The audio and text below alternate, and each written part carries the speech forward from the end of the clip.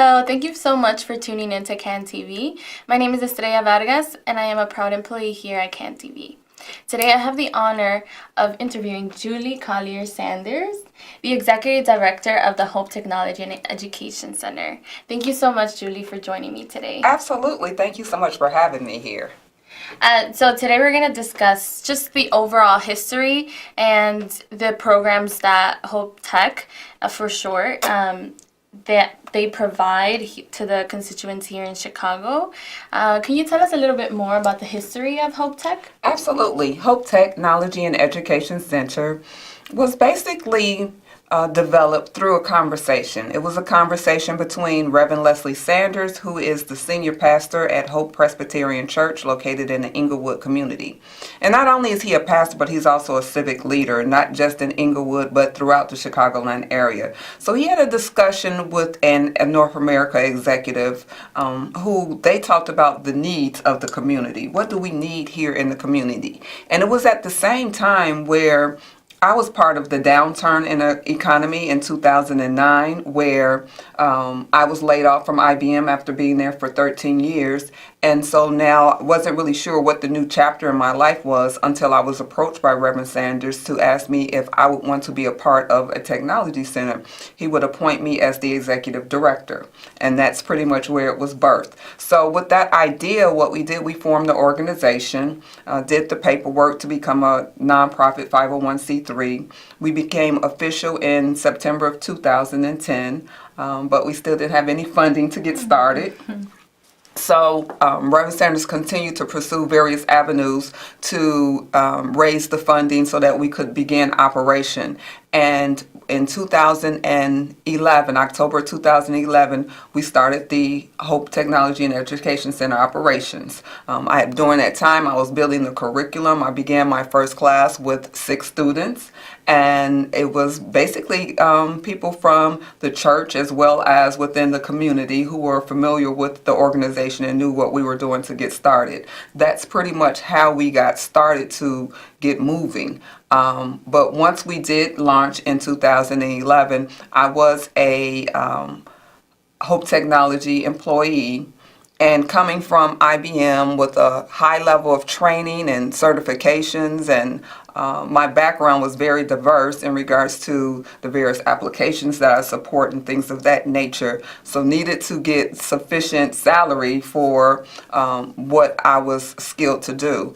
And we continue to seek different various organizations that would sponsor us. And so we did finalize with, in 2012, I became a employee of a corporation, which at that time was the Xerox Corporation, sponsored my position because they believed in the need and what we were doing in the community, allowed me to continue to stay right there at Hope Tech and do what I was doing and put me on their payroll and allowed me to be able to continue to operate. At some point in time, a French IT company named Atos bought out Xerox, and they believed in what we were doing again. And so now, since then, therefore, I am an Atos employee, but I continue to do what I do right there in the community, sponsored, and they sponsor my position.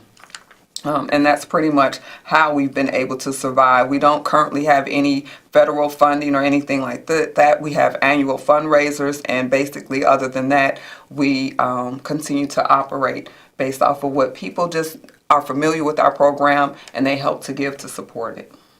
That's wonderful. Thank you. I personally believe that your organization does so much. It's so important for Chicago and the world in general. Yes. But why do you think Hope Tech is important for the community, and why is there a need for it now?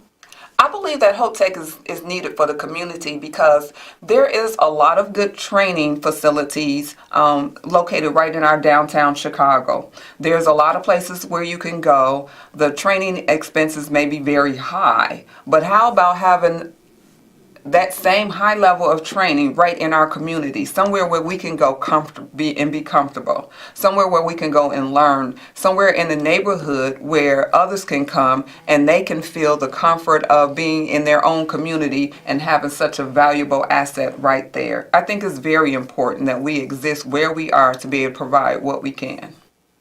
Yes, I agree. And so, can you tell us a little bit more about the programs that you offer? Sure. So basically, we offer a free beginner's class. It's a personal enrichment class is what I call it, because it allows any adult who, and this is for our adult program because we have both adult programs as well as for the summer we have youth programs, but it allows any adult who want to become PC literate, who want that digital knowledge to be able to come into our programs. They are 4-week programs, to be able to come into the program and to be able to learn how to utilize the computer, how to access the internet, how to surf the internet, how to look up information. They want to look up information on their health, on their finance. They are empowered to be able to do that. It also allows them to learn how to utilize email, how to send attachments. So that's at a very basic level. We also have an intermediate course, and we've now launched our new administration course. And this administration course will allow participants to become Microsoft Office certified as specialists as well as masters, meaning that we are offering Microsoft Word, PowerPoint, Excel, and Outlook to become certified. And our whole goal in providing this type of program is to allow people for direct job placement, to be able to gain the necessary skills to then be placed direct into a job. So that's really what we're working on. We continue to empower people by giving them the skills. Everyone may not want to go into the administration program, but everyone needs those basic skills. Even if it's just to help your child through school, there's technology in school. There's technology in anything that we do these days. So everyone needs that very basic level of technology. Yes, and I agree that you are providing like adults like this opportunity, because a lot of people forget the adults, because we usually think of education as like being something that you earn at a younger age. Yes. So sometimes the older adults get left behind Yes. in that like rhetoric. But it's good that we have programs, like free programs that still allow people of older age to go back to school or just gain new skills. Yes. Because this technology is just growing, and we don't want to leave them behind because it's something so new. Exactly. And to your point, we have primarily our participants are at the age of 40 and up, which is very surprising. From when we initially started, we thought that we would have the younger people, but for the younger people, that's, technology is becoming like second nature for them. So they're getting it at a very young age. They are able to identify it a lot better. But for our older adults who didn't grow up with technology, they need to be included as well. So then therefore, yes, that's the target age that basically comes in, and they need to have the skills to be able to do basic things, even if they don't want a job in technology. In order to fill out for that application, they need to know how to go online to fill out the application. Many companies don't allow you anymore to be able to come in and fill out an application. They'll tell you to go online. So then therefore, I want to be employed to do security, but yet I have to go online in order to fill out an application. So definitely we need to be able to give that type of knowledge to everyone to build and to bridge the digital divide. Yes. And so I know you have adult programs and youth programs. Did you always have youth programs, or is it something that you incorporated? We've always had youth programs. We are located in the education building of Hope TEC, Hope Presbyterian Church. So we are a separate 501c3 organization, and from there at the church, they have always provided youth programs. So it kind of became a marriage between the church and the technology center, where we want to empower the youth as well. So as we took over pretty much, Hope Technology took over. I wanted to take over the summer programs so that I was able to incorporate in the programs technology, to be able to bring to the technology for the children for the summer, as well as we have also had after school programs. And that's really where we started with the youth, was with after school programs. And we were providing after school programs even before we became the 501c3. And once we got that, then we continued to do that effort. Due to funding issues, we haven't continued that, but we do look to restart our after school program, seeking some funding from various areas, and we continue every year consistently to hold our summer programs. We see it very important that the youth have something, not just something to do, but something constructive to do in the summertime. So our youth summer programs are for anybody. Anybody is welcome to come. It's generally from the community, and it's generally ages kindergarten through 7th grade. After 7th grade, they're really looking to go out and make some money, to do jobs. But for our youth programs, as far as the curriculum, we always have some type of computer. We always do our computer basics with the younger children, PowerPoint, 3D printing. We also do robot programming. We do an array of field trips to allow the students to not just see what's in the community, but go to downtown Chicago, ride on the water taxi rides, understand what's Navy Pier and what's there. So we do a lot of them that kind of gives them a well-rounded balance, not just education, but also to take them out to just get some more soft skills and understand, broaden their horizons as far as what's out here, what the opportunity really looks like. Exactly, because that's not something that's available to every child. And Yes. sometimes their parents are busy working, Yes. or accessibility is not equal around Chicago. And Exactly. Chicago is a huge and beautiful city, so it's important Absolutely. to understand your environment. Yes, and to know that these are some things out here that that exist and that they can go out and see. So it's really a good exposure for them. We also do youth violence prevention with them to help them to be able to diffuse situations, to understand how to react, how not to react at sometimes, how to calm themselves down. So we continue to just try to give them a well-rounded curriculum. We partner with one of the local schools, and we have gym times where they can go over there, where we go over there, and they have gym days to be able to do physical exercise as well as just exhale, but then continue with the educational curriculums as well. Wonderful. So if you're just tuning in, today we have Julie Collier Sanders. She's the Executive Director of the Hope Technology and Education Center. We're talking about the programs they provide and the history of Hope Tech in Chicago. If you have any questions or want to contact Hope Tech, please visit their website at hopetech.org. You can contact them here by sending a message request or calling them at 773-424-0437. So as we talk about the various programs you provide, Yes. Can you give us a little bit more information about the requirements for Sure. the adult programs? Okay. And Yep. then the youth The program. youth program, sure, great. So for the adult programs, again, for the beginners class, it's totally free. It's a personal enrichment course, and you don't need anything in order to come in and to apply. You do need to have basic reading and math ability, and there is a small quiz that we will assess for anyone who comes in. But that's basically it. It's not even a high school diploma required. You just need to be able to have that basic knowledge to be able to read the information, the instructions, and to be able to apply them. But other than that, it's free and it's for anyone to be able to come in. And then for our next program, we also have our job readiness piece, which anyone can be a part of that is enrolled in any course. And with the job readiness piece, we basically prepare anyone for the job force, meaning that we have soft skills part of that program, the resume piece, as well as mock interviews to help someone to feel comfortable when they go out and speak and understand, how to speak, what to say, anticipate what kind of questions are out there.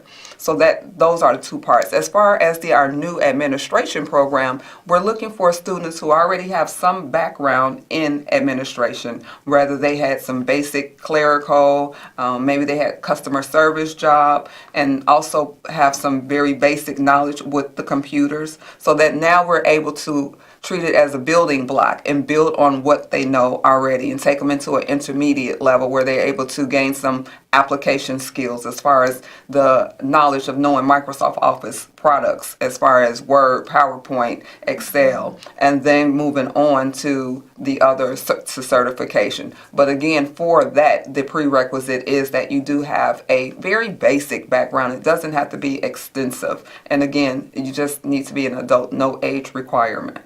Okay.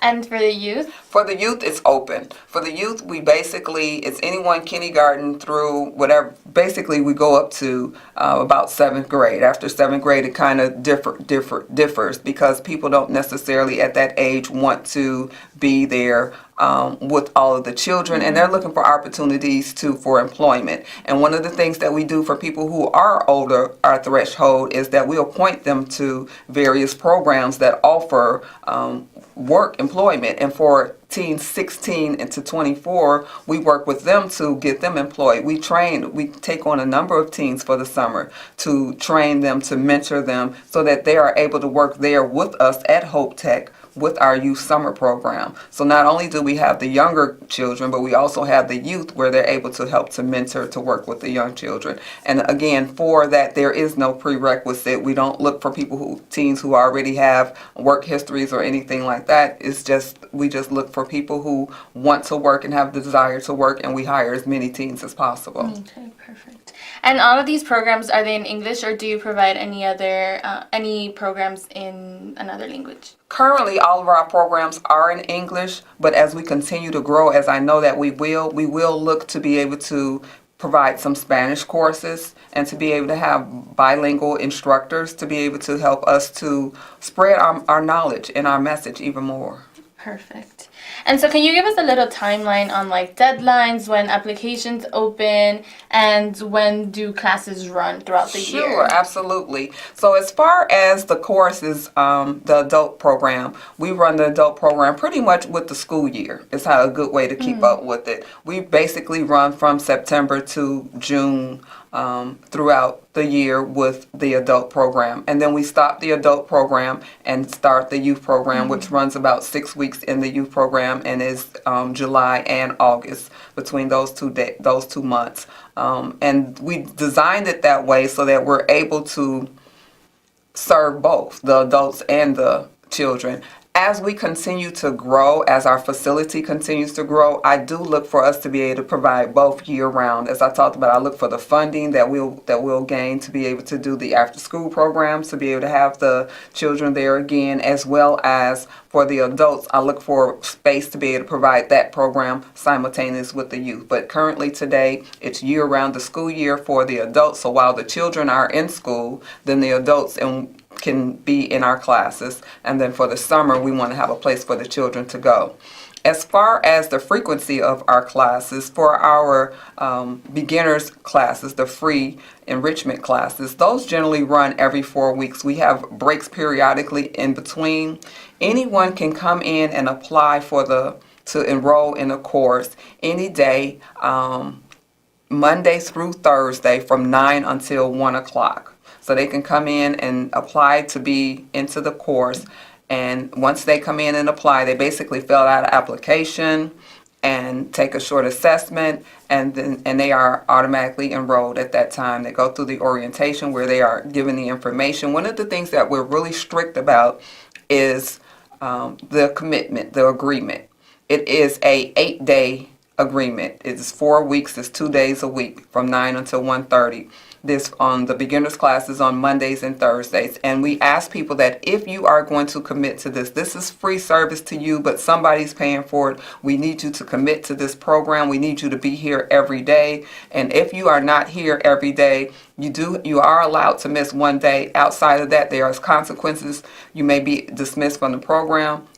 And then in order to re-enroll into the program, there's a penalty, and it may not be free anymore. Mm-hmm. So we do ask people that, if you have doctor's appointments, take into consideration maybe this current session isn't for you, but the next session coming up is for you. The next session that we do have coming up for our free beginners class is on Monday, March the 11th. So if anyone is interested, they can go out and they can come on into our facility. Walk-ins are welcome, and they can apply for the program, fill out the application. If not, if they can't make the March 11th, like I said, we'll have another one. We have about 3 more sessions coming up before we go into the summer program. So it's plenty of time where our doors are always open, and we welcome walk-ins. We want to empower adults. Okay. As far as our administration program, it's new, so we just need people to call us. We need to have some discussion, some dialogue, understand what their background is, what it is that they're trying to achieve, and go from there. Okay. Awesome.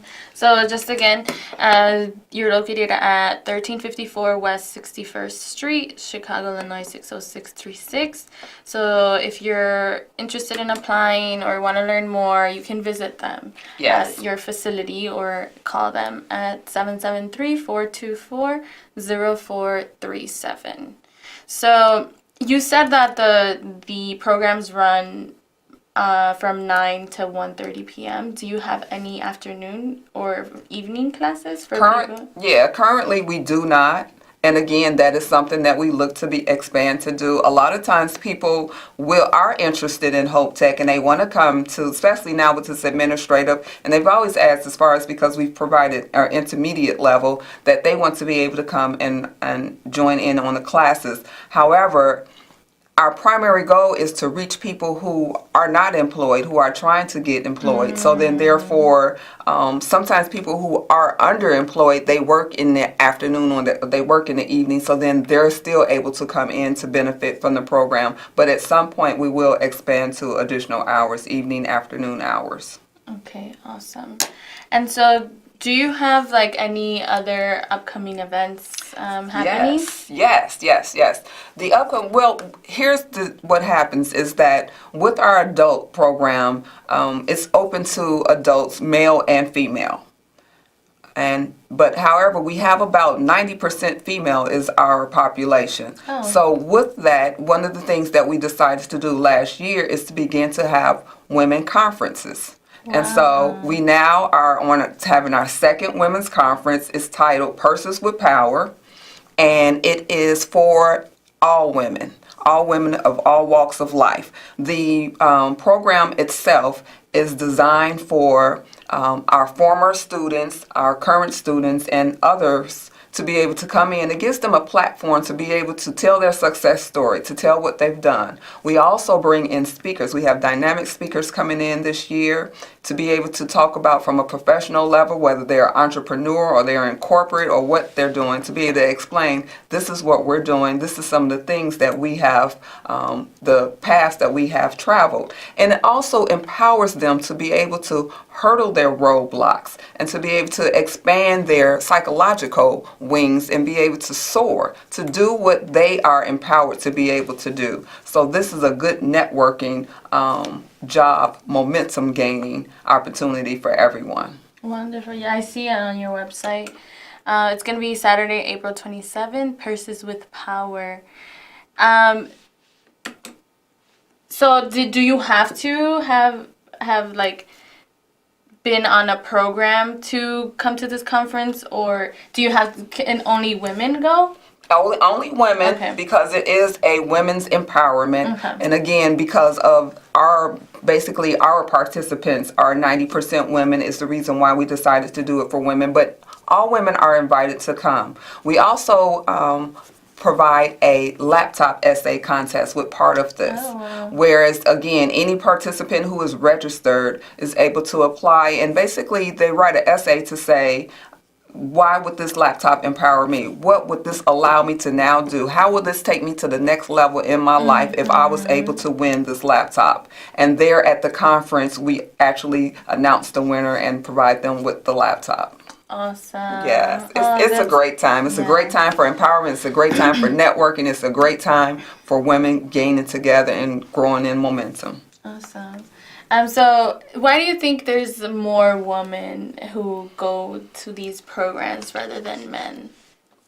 Well, I think that number one, there's more women than there is men overall. And then the other thing is that a lot of times men see technology or working with the computers as something that is a gender specific, which really isn't. We welcome men, we try to get more men in, but they see it as more of an administrative level, clerical type environment. And so then beyond the basics, you really don't get a lot of men in that want to do it. And sometimes it's hard for them to even come into for the basics. A lot of things that they will do is if they have a wife or a partner or whatever, they will rely on them to be able to look up things on the internet as part of, that's their role that they need to do, and they'll go out and do other things that are, in their eyes, considered more manly.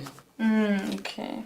So, other than like funding, but what other like adversities do you see or that Hope Tech faces throughout the year? Yeah, I think that we face as far as just continuing to let people know about us. Oftentimes when I tell someone the story about where we are, what we do, it's like this is a well-hidden secret. And one of the ways that we really got started as far as Hope Tech is CAN TV and being able to market through CAN TV, become a member. So I think this is awesome to be able to have this for nonprofits because that's how we got people on all sides of town. So it's definitely a challenge, and we continue even to this day to do footwork. Going out into the community, passing out flyers, getting people to understand that we are here to help. We are here to bridge the digital divide. We are here to give digital literacy. Come on in and gain this knowledge. And a lot of times people just are hesitant because it is technology to come out.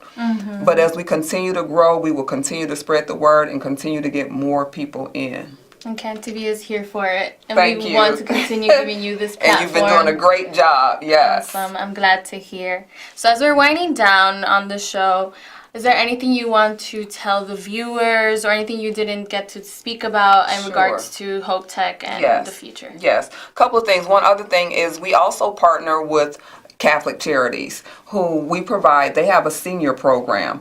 And so with their senior program, they employ seniors to be able to go out and to work at nonprofit organizations, majority, and to be able to train there. So that has been another very big benefit for us as Hope Tech, not to have to have staff, but not to have to deal with as far as the finance of it, and to be able to, it's a win-win for both of us because I have seniors that work there at Hope Tech. They go through the courses, they learn as far as the computer, and then they're able to assist other students there. So that's an awesome story to be able to tell. And we've also had participants that have come through our program who have then been able to gain full-time employment because of what they've learned there at Hope Tech. So that's a good story to be able to tell. As far as any other messages, just want people who are interested in learning and empowering their lives to come on out. Come in for our personal enrichment courses. Call us at 773-424-0437. See where it is that you fit in. Do you want to come in and learn from the beginners? Are you someone who's interested in more of an administrative role? Come in and see us. We also have our summer program coming up. If you have a child who doesn't have anything to do for the summer, they're just going to be home, let them come in. Let us work with them. Let us empower them. Let us give them some educational curriculum as well as some fun things to do for the summer. Awesome. So I thank you so much for your dedication to Hope Tech. Thank you. To give adults the opportunity to learn these important skills, technology skills that is needed on a daily basis. Yes. And before we end, I want to give your information again just so viewers can know where to contact you. So you can go to hopetech.org and then press contact. Here you can message them directly, or you can visit them at 1354 West 61st Street, 60636, and reach them on their phone number at 773-424-0437. So thank you so much, Julie, for coming in. And CAN TV is open if you want to come and speak again. Bring in any of your students to tell your stories. But Thank you so much for watching, and we'll see you all soon.